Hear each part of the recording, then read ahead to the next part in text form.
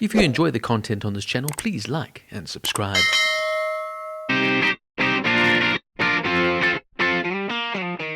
Furiosa, a Mad Max Saga is a 2024 Australian post-apocalyptic action film directed and produced by George Miller, who wrote the screenplay with Nico Lathouris. It is the fifth installment in Miller's Mad Max franchise and the first not to be focused on the series' protagonist, Max Rockatansky. Instead, the film acts as a spin-off prequel to Mad Max Fury Road, released in 2015, and an origin story for the Fury Road character, Furiosa, portrayed by Charlize Theron in the Fury Road film, and now Anya Taylor-Joy and Alyla Browne in the prequel.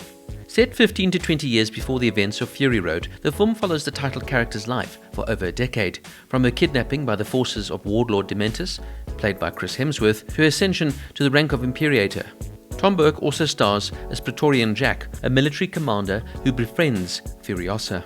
Several Fury Road cast members return in supporting roles, including John Howard, Nathan Jones and Angus Sampson, reprising their characters. Miller initially intended to shoot Furiosa back-to-back with Fury Road, but the former spent several years in development hell amid salary disputes with Warner Brothers Pictures. Several crew members from Fury Road returned for Furiosa, including Lathouris, producer Doug Mitchell, composer Tom Holkenborg, and costume designer Jenny Bevan, and editor Margaret Sickle, Miller's wife. Filming took place in Australia from June to October of 2022. The film then would premiere at the 77th Cannes Film Festival on the 15th of May 2024. It was released theatrically in Australia on the 23rd of May 2024 and then in the United States the following day. The film received positive reviews from critics who praised the story, action sequences and performances, that particularly from Taylor-Joy and Hemsworth. But the film was a box office disappointment, grossing just $171.3 million against a budget of $168 million. Therefore, it's been considered a box office bomb. Some interesting trivia notes. Miller sought to cast a younger actress for the role in lieu of using a de-aging technology for Theron, explaining that the technology still leaves an uncanny valley effect. Theron admitted that the decision was a little heartbreaking for sure, but understood Miller's rationale. In March 2020, during the COVID-19 lockdown in Australia, Miller auditioned several actresses over Skype for the Furiosa role. Miller eventually chose Taylor-Joy after seeing her performance in an early cut of the film Last Night in Soho, released in 2021, and auditioning her with a Mad as Hell monologue, quoted by the character Howard Beale, portrayed by Peter Finch from Sidney Lumet's Network, released in 1976. Edgar Wright, the director of Last Night in Soho, told Miller, "Do yourself a favour and grab the opportunity to work with her." Taylor-Joy, who worked alongside Nicholas Hoult in the film The Menu, received advice from Hoult, who of course had starred in Fury Road.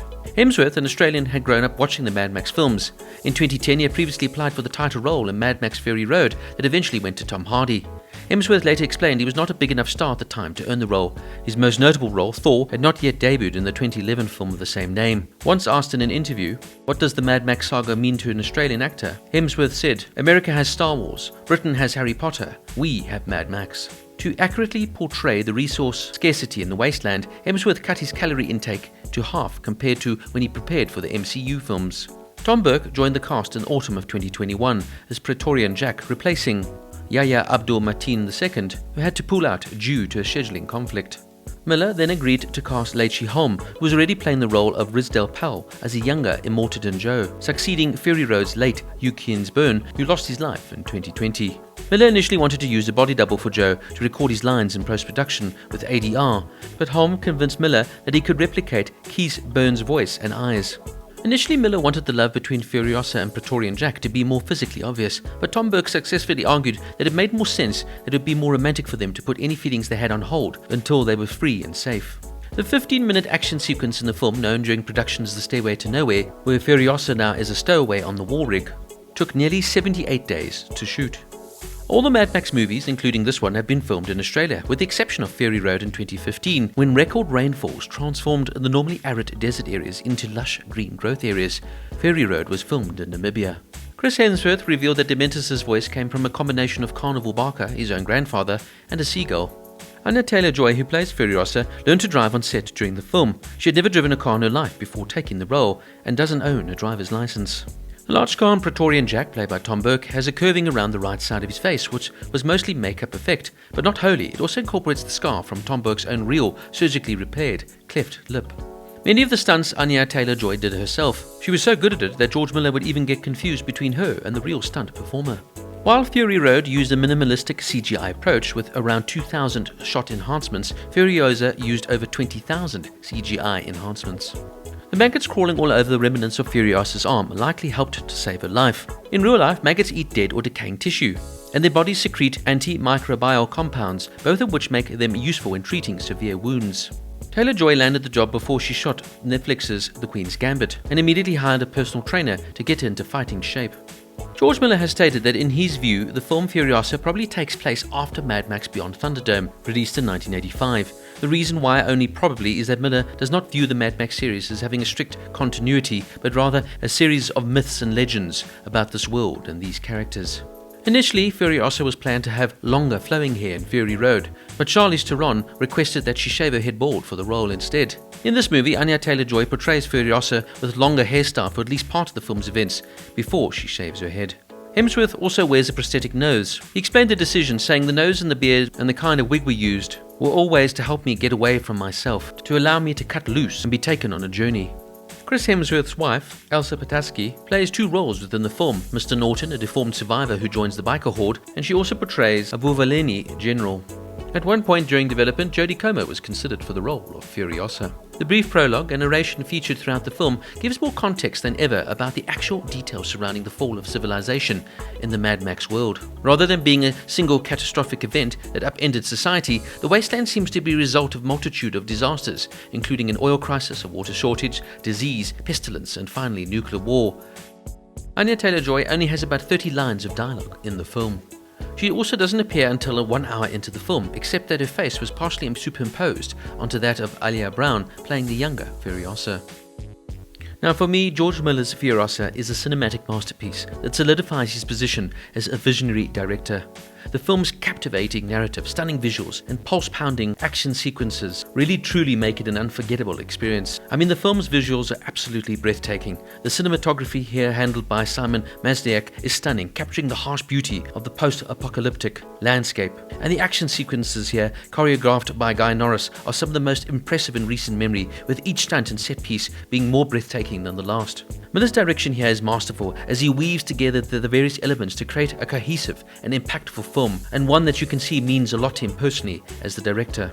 Look, Furiosa is exceptionally violent, and the violence may be off-putting for some, but in many ways, this is a film that pulls no punches. It's a brutal, unforgiving world, and the film is all the more impactful because it doesn't shy away from using ultra-violence. The film also ties up neatly with Fury Road, released in 2015. It gives you now a full understanding why Furiosa, for example, wants to liberate Immortan Joe's wives, and how it's Immortan Joe and Dementus that have made her the vengeful, hateful woman that she's become. The use of symbolism is also strong throughout the film. Initially, we see Dementus wearing white, almost representing a messiah sort of figure. Later, after he murders her mother, his hair is dyed red by a flare gun, as is a young Furiosa, showing their link. And there's even references here to Greek mythology. For example, when Demetus's followers conquer Gastown, entering almost like a Trojan horse, and Praetorian Jack having dragged behind his motorcycle as he's fed upon by dogs, just like Achilles is said to have done to Hector 3,000 years before the fall of Troy. It's this sort of depth, nuance, and layered aspects to the film that really do make it incredibly special. Not only is it a visual masterpiece, but the story is deep, it's multi-layered, and it's absolutely fascinating. Chris Hemsworth here is absolutely fantastic here as Dementus. He's absolutely unrecognizable and is a complete breakaway from his usual type of role. For me, he channels some of the same intensity and charisma that Heath Ledger brought to his iconic role as the Joker in The Dark Knight. His presence is both captivating and unsettling, making him a formidable force on screen. Yet he also has some of the best lines in the film and can make you laugh and also make you nod in almost a strange sort of sense of agreement. Anya Taylor-Joy brings a sense of stoicism and determination to a portrayal of Furiosa, perfectly capturing the character's essence. While a character may not be the most emotionally expressive as some viewers might hope, it's clear that this is a deliberate choice that serves the story well. Her performance is a testament to her versatility as an actress. In many ways, she adds to the character created perfectly by Charlize Theron, rather than taking anything away from it. This for me is a groundbreaking film, and a must-see, particularly if you enjoyed Mad Max Fury Road.